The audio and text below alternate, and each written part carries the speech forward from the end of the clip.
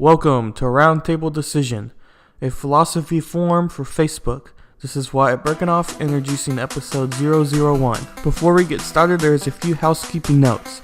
If you weren't here over the last few videos, this is a forum over Facebook.com for philosophy-related topics and discussion. For example, this month's topic of discussion is how do we know when we gather happiness? Topic of the month, how do we know when we gather happiness? Following the definition. What does happiness mean? Is the state of being happy. What does state mean? The particular condition that someone or something is in at a specific time. Condition. The state or something, especially with regard to its appearance, quality, or working order. Happy itself. Feeling or showing of pleasure or contentment. My definition. What you express by what you show through your words and actions. Now it's time to break open the textbooks and dive into the Thoughts by Philosophers segment. Socrates is one of the first Western philosophers to say that happiness is obtainable by and through human effort. The thought of the time was that happiness can only be obtained through the gods. People who thought they could obtain happiness were considered hubris, a kind of overreaching pride. While Socrates says the key to happiness, he argues, is to turn away from the body and turn towards the soul. Socrates brought up three dialogues, what later his student Plato would expand on. Plato was more responsible for these dialogues, but they are believed to be Socrates' thoughts. For this video's purpose, we would say they are Socrates' thoughts expanded by Socrates' first dialogue, the Euthydemus. Socrates first states that happiness is powerful and always will be powerful.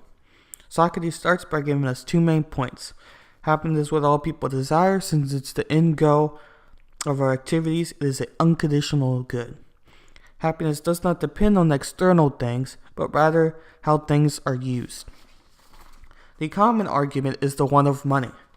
When a person uses his or her money for the right causes, versus a person who uses their money on unnecessary things.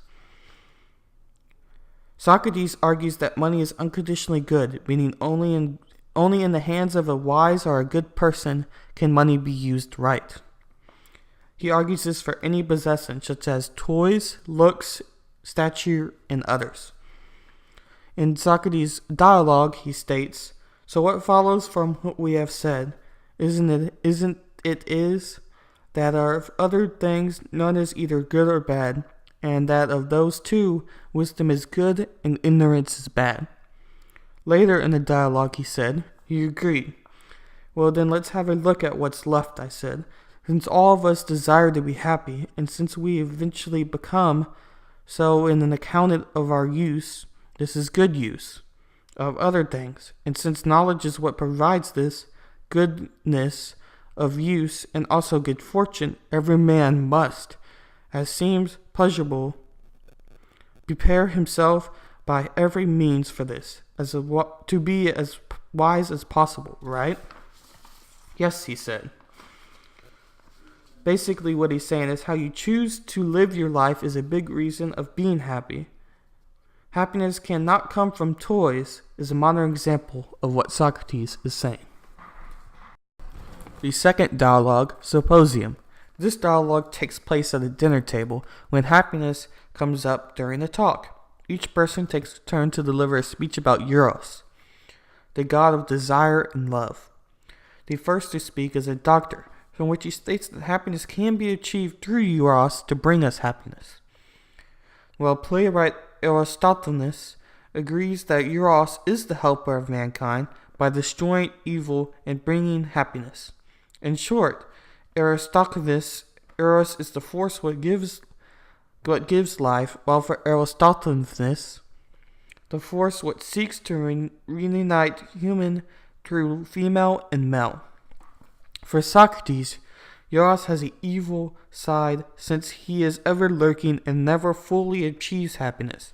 Socrates says that beauty in turn can bring a man happiness, saying, "If man's life is ever worth living, it is when he has obtained this vision of soul of beauty, and once you have seen it, You will never be seduced again by the charm of gold, of a dress, of commonly boys.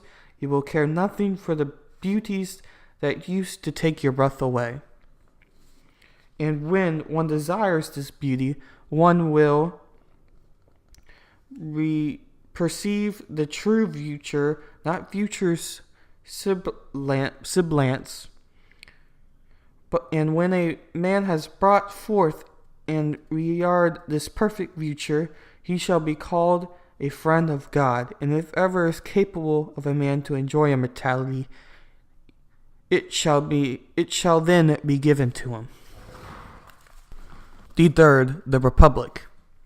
The Republic is one of Plato's masterpieces, where Socrates' thoughts written through Plato tries to argue that a just person is more than an unjust person. He makes these arguments on what happiness is.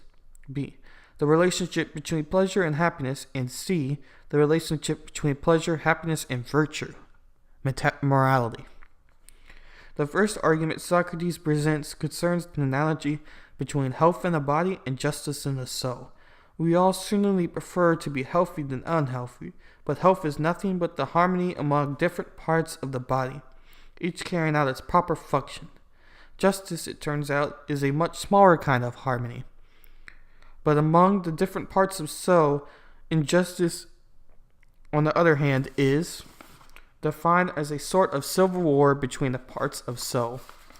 The second argument, he argues, that living a virtuous life brings a greater pleasure than one of an unvirtuous life. He argues that a peace of mind is important, but what is more important is the excitement of learning something new and the principle of truth. Relativity of pleasure argument. For example, if I am very sick and suddenly get better, I might call my new state pleasurable, but only because it is relief from my sickness. Soon enough, this pleasure will become neutral as I adjust to my new condition. Nearly all of our pleasures are relative like this. Hence, they are not purely pleasurable. Another example would be the experience of getting high on drugs. This can produce a high state of pleasure in the short term, but when inevitably lead to the opposite side of pain. Positive pleasure depends on pain because it is nothing but the removal of pain. You are thirsty, so you drink a glass of water to get some relief. Negative pleasure, however, is the state of harmony where you no longer feel any pain and hence no longer have positive pleasure to get rid of the pain. Positive pleasure is always quantifiable and falls on a scale. Do you have more or less pleasure from sex rather than from eating, for example? Positive pleasures are bound to be frustration as a result. Hence, there will always be a constant between the state you are in and the state you are in and a higher state on which you make a present experience appear less desirable. Negative pleasures, however, are not quantifiable. You cannot ask how much you are feeling hungry. In short, happiness can be obtained. Knowledge is what gives you happiness and pleasure. All humans desire happiness. Happiness does not depend on goods/toys. Virtue and happiness are linked. Do you agree with Socrates/Plato? If so, comment on the public Facebook group RoundTable Decision in its boxes. If you don't agree, also comment on it on RoundTable Decision. The link is posted below in the information of the video. Remember to like, share, and comment on it. Have your own thoughts? Also comment on RoundTable Decision. Thanks again to the pursuitofhappiness.org for information. Also, don't forget to subscribe to my YouTube channel for more information.